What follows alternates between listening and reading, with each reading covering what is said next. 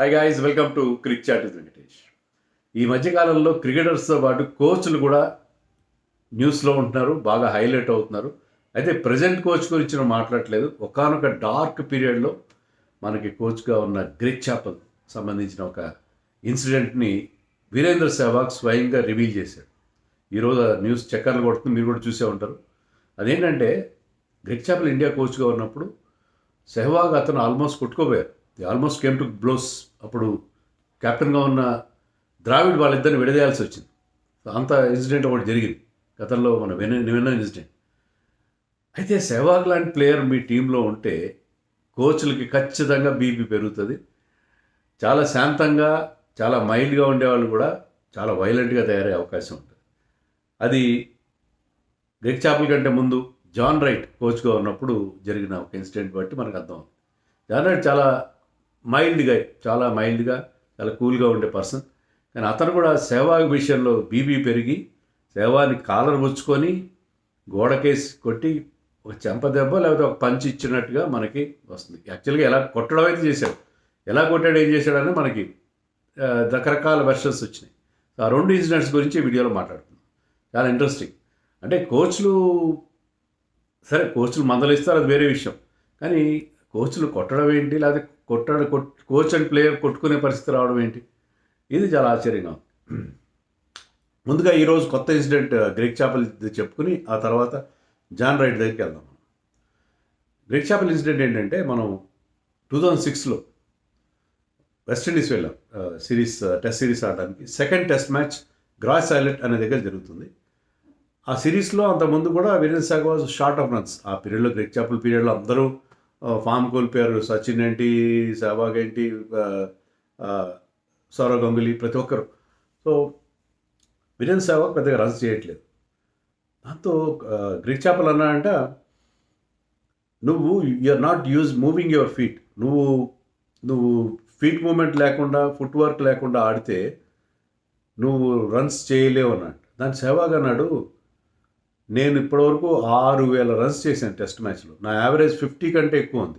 అంటే feet moment లేకుండానే నేను రన్స్ చేశాను. గతంలో కూడా ఇలాగే stand and deliver. Virender Sehwag పెద్దగా కాళ్ళు కదపడు, ఉన్న పళ్ళంగా ఉన్న దగ్గర నుంచే బ్యాట్ జులిపిస్తారు అంతే. అది అతని స్టైల్, అతని యునిక్ స్టైల్. అతని హ్యాండ్ ఐ కోఆర్డినేషన్ అనండి, వాట్ ఎవర్, అది అతనికి ఒక్కడికే అబ్బిన విద్య. అది దేవుడు ఇచ్చిన వరం. అతను గిఫ్టెడ్ క్రికెటర్. అది వితౌట్ మూవింగ్ యువర్ ఫీట్, ఎలాంటి ఫీట్ మూమెంట్ లేకుండా బ్రహ్మాండమైన షాట్లు కొట్టడం అనేది సెహ్వాగ్ చెల్లింది. అలాగే అతను he made all is runs. అలా కాదు, నువ్వు అలా చేస్తే రన్స్ చేయలేవు అని అన్నాడు. అని అర్థమైంది. పెద్ద ఆర్గ్యుమెంట్ అయితే అదే అప్పుడు ఆల్మోస్ట్ ఇద్దరు కొట్టుకునే పరిస్థితి వచ్చింది. అప్పుడు ద్రావిడ్ వాళ్ళిద్దరు విడదీయాల్సి వచ్చింది.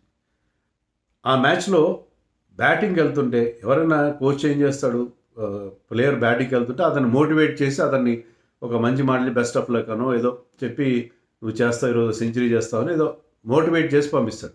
కానీ గ్రెగ్ చాపల్ ఏమన్నాడంట, దట్ ఈస్ గ్రెగ్ చాపల్. చూడండి, నువ్వు రన్స్ చేస్తే మంచిది, లేకపోతే నేను డ్రాప్ చేస్తాను. You better make some runs, otherwise I will drop you from the team. ఇట్లా వార్నింగ్ ఇచ్చాడు. So that is Greg Chappell. ఎంత హార్ష్గా, ఎంత హార్డ్గా ఉండేవాడు అతను అనేది అక్కడ మనకు అర్థమవుతుంది. అలా అన్న తర్వాత సెహ్వాగ్ అది ఒక రకంగా మోటివేషన్ లాగా పనిచేసింది, కోచ్ ఇచ్చిన వార్నింగ్. ఎందుకంటే ఆ మ్యాచ్లో India batted first. Sehwag lunch టైంకి 99 నాట్అవుట్ ఉన్నాడు.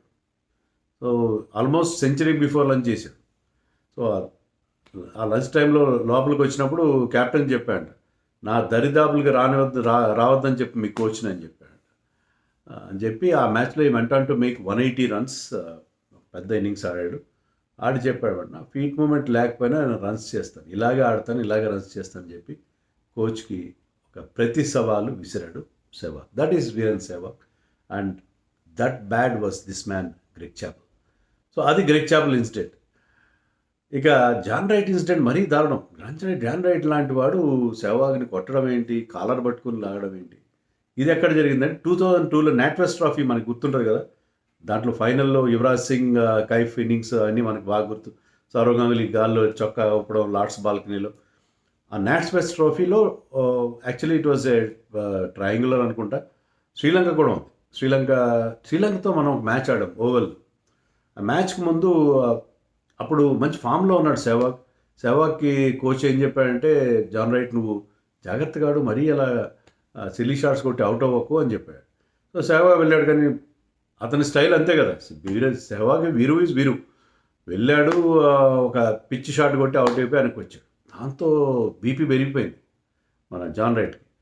అతని కాలర్ పట్టుకొని వెళ్ళి, "నేను చెప్పింది ఏంటి నువ్వు చేస్తే, ఆ ఫ్రిడ్జ్ ఏదో ఉందంటే దానికి ఇట్లా కొట్టి పంచ్ చేశాడని సౌరవ్ గంగూలీ చెప్పాడు. స్లాప్ చేశాడని ఇంకోళ్ళు ఎవరో చెప్పారు. మొత్తం మీద హీ హాజ్ ఫిజికల్లీ అసాల్టెడ్, అంటే చేయి చేసుకున్నాడు.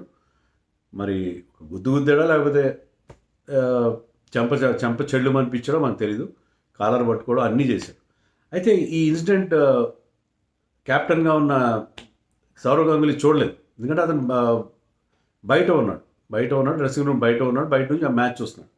సో సౌరవ్ గంగూలీ చూడలేదు. మ్యాచ్ గెలిచాం మనం. We are chasing actually in that match. ఆ మ్యాచ్ గెలిచిన తర్వాత అంటే సౌరవ్ గంగూలీ ఒక మీటింగ్లో చెప్పిన దాన్ని యాజ్ ఇట్ ఈస్గా నేను మీకు ప్రజెంట్ చేసే ప్రయత్నం చేస్తున్నాను. ఇక్కడ డిఫరెంట్ వెర్షన్స్ ఉన్నాయి దీని గురించి. సౌరవ్ గంగూలీ తర్వాత లోపలికి వచ్చేసరికి ఎవ్వరూ సరిగ్గా సెలబ్రేట్ చేసుకోవట్లేదు విక్టరీ. డ్రెస్సింగ్ రూమ్లో మామూలుగా గెలిచామంటే ప్రమాణం సెలబ్రేషన్స్ ఉంటే అందరూ ఒకరినొకరు అభినందించుకుంటారు, and there will be some celebration. కానీ అందరూ చాలా క్వైట్గా ఉన్నారు. ఏమైందంటే there was a punching incident in the dressing room. Punching ఏంటది అని అడిగితే అనిల్ కుంబ్లేని అడిగాడు. అనిల్ కుంబ్లే చెప్పాడు, బయటకు పిలిచి అడిగాడు, ఏంటి వాట్ హ్యాస్ హ్యాపెండ్ అంటే, ఇలా కోచ్ సెహ్వాగ్ని పంచ్ చేశాడని చెప్పాడు. సో అప్పటికేం అనలేదు. అనకుండా వాళ్ళు బస్సులో మళ్ళీ హోటల్కి వెళ్ళిపోతుంటారు కదా, దాంట్లో ఏంటంటే జాన్ రైట్ని అడిగాడు. జాన్ రైట్ ఫ్రంట్లో కూర్చున్నాడు. జాన్ రైట్ని అడిగాడు, ఏంటి ఏదో పంచ్ చేసామంటే నిజమేనా? ఎస్, మరి అతను అంత దారుణమైన షాట్ ఆడితే నాకు కోపం వచ్చింది, చేశాను అని చెప్పి అన్నాడు. అంటే మళ్ళీ అతను నిన్ను తిరిగి కొట్టాడా? లేదు అన్నాడు. సో ఈ వాజ్ హ్యాపీ. తర్వాత వీరేంద్ర సెహ్వాగ్ చివరిలో ఉన్నాడు, అందరికంటే చివరిలో దిగుతున్నాడు, బస్సు దిగుతున్నాడు.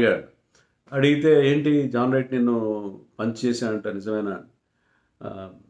అయితే నేను కూడా చాలా సిల్లీ షాట్ ఆడాను, so I think he might be right అని చెప్పి అతను, అంటే దాన్ని has taken in his stride. So అది అయిపోయింది. దాంతో ఆ రోజు నేను సచిన్ రూమ్కి వెళ్ళానని చెప్తాడు సౌరవ్ గంగూలీ. ఏంటి ఇలా జరిగిందని, నేను కూడా చూశాను సచిన్ ఇన్సిడెంట్, ఆ పంచింగ్ ఇన్సిడెంట్ నేను కూడా చూశానని చెప్పి సచిన్ అన్నాడు. మన టీం చాలా మంచి టీం అవుతుంది, ఎందుకంటే టీంలో ఇలాంటివి జరిగినా కూడా, ఇద్దరు ఇండివిజువల్స్ మధ్య, హాట్ హెడెడ్ పీపుల్ మధ్య జరిగినా కూడా, ఆవేశపూరితంగా ఉండే పర్సన్స్ మధ్య జరిగినా కూడా అది సద్దుమణిగిపోయింది, దాంట్లో ఎలాంటి గొడవ జరగలేదని చెప్పి. సో మన టీం చాలా బాగా అయింది. సో ఆ ఇన్సిడెంట్ అంత పంచింగ్, కోచ్ నిజంగా చేసుకోవడం అనేది చాలా రేర్గా చూస్తాం కదా. వీళ్ళు these are not junior cricketers or age group వాళ్ళు కాదు, grown up senior cricketers and stars, super stars, వాళ్ళ మీద చేసుకోవడం అని, అందులో సంబడి లైక్ జాన్ రైట్ చేయడం అని. ఎందుకంటే ఇదేదో నేనేదో ఎక్కడో విని చెప్తున్నది కాదు. ఇండియన్ సమ్మర్స్ అని జాన్ రైట్ పుస్తకం, అది నేను వెతికాను, ఎక్కడో నా దగ్గర ఉండాలి, ఆ పుస్తకం కనబడలేదు. ఆ ఇండియన్ సమ్మర్స్ అనే పుస్తకంలో జాన్ రైట్ రాశాడు. తర్వాత దీని గురించి వేరే వాళ్ళు, ఈవెన్ ద్రావిడ్ చెప్పాడు. అప్పుడు టీంకి మేనేజర్గా ఉన్న రాజీవ్ శుక్లా కూడా, అతని ఇంటర్వ్యూ కూడా నేను చూశాను. చేసినప్పుడు రాజీవ్ శుక్లా అన్నాడంట, అతను పిలిచి, జాన్ రైట్ పిలిచి, ఏంటి నువ్వు కోచ్గా ఉంటే ప్లేయర్స్ మీద చేసుకోమని నీకు ఎవరు చెప్పలేదు కదా మేము, దిస్ ఇస్ నాట్, అంటే నేను అలా, నువ్వు సారీ చెప్పాలన్నట్టు. కానీ సచిన్ ఏమన్నాడంటే, ఈ ఇన్సిడెంట్ గురించి సచిన్ దగ్గరికి వెళ్ళినప్పుడు, ఒక్కసారి వీరేంద్ర సెహ్వాగ్కి కోచ్ సారీ చెప్తే నీకు అక్కడితో అతని అథారిటీ పూర్తిగా పోతుంది. Players will try to take him for granted. So అతను వీక్ అయిపోతాడు, అలా చెప్పొద్దు అన్నాడు. అండ్ వీరేంద్ర సెహ్వాగ్ కూడా ఆ ఇన్సిడెంట్ని సీరియస్గా తీసుకోలేదు. సో సెహ్వాగ్ చాలా దూకుడుగా బ్యాటింగ్ చేయొచ్చు, కానీ పర్సన్గా అంత దూకుడుగా ఉండేవాడు కాదు. బోల్డ్గా ఉంటాడు, తనకు తోచింది మాట్లాడతాడు, అంతే తప్ప సెహ్వాగ్ దాన్ని ఏదో పెద్ద తప్పుగా తీసుకుని అనుకోలేదు. అండ్ కోచ్ కూడా చెప్పాడు, నేను చేసుకున్నాను. రాజీవ్ శుక్లాకి ఏం చెప్పాడంటే, నేను ఒక గురువుగా, ఒక ఎల్డర్ బ్రదర్గా చేశాను తప్ప అతను ఏదో కొట్టాలని నేను కొట్టలేదని చెప్పి అన్నాడు. సో అపాలజీ ఏం చెప్పలేదు. సో అంత సీరియస్ ఇన్సిడెంట్ చాలా సింపుల్గా సద్దుమణిగిపోయింది.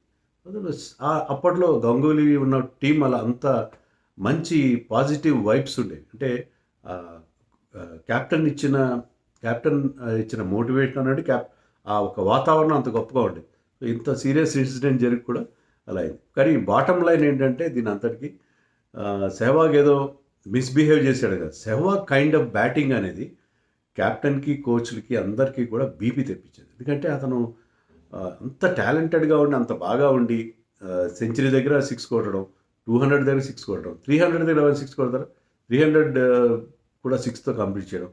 ఇలాంటి కైండ్ ఆఫ్ బ్యాటింగ్, అంత మంచి టాలెంట్ పెట్టుకొని, తర్వాత టెక్నిక్ని పక్కన పెట్టేసి, సో కోచ్లకి నిజంగా అతను nightmare. But at the same time he has given wonderful wins for India, wonderful moments. మనం ఇప్పటికీ సెహ్వాగ్ అంటే ఒక మనందరి గుండెల్లో ఒక ప్రత్యేకమైన ప్లేస్ ఉంది Sehwag. Because the kind of daredevilry, అతను చూపించిన సాహస్యోపేతమైన ఇన్నింగ్స్, అతను ఆడిన కొన్ని అడాషియస్ షాట్స్, ఎవ్వరు ఊహించిన ఒక అద్భుతమైన షాట్స్, అతని daring and dashing nature of batting, dasher from Delhi, ఎప్పటికీ మనం అక్కడ గుర్తుండిపోతాం. బట్ కోచ్లకు మాత్రం ఖచ్చితంగా బీపీడబ్ల్యూ వేసుకోకుండా ఉండే పరిస్థితి మాత్రం ఉండదు కదా.